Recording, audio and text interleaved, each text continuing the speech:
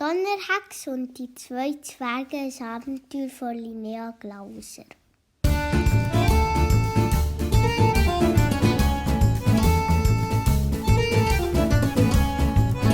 Schau mal den Pilz an, kann man den essen? Sicher nicht, das ist ein Leugpilz.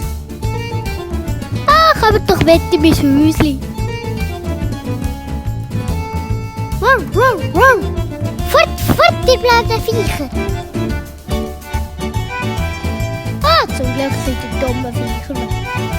Höchste Zeit, ein Held zu sein! Komm, mir hilft dir auf den Fliegen. Ich stoße ins Haus runter.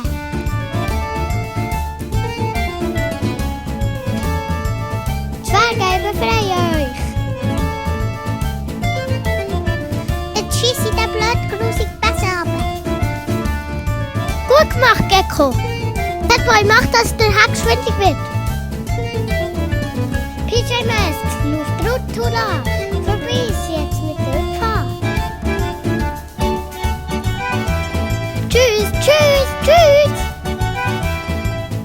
Danke, PJ Masks! Komm, wir gehen schlafen und genießen noch ein bisschen den Sonnenuntergang.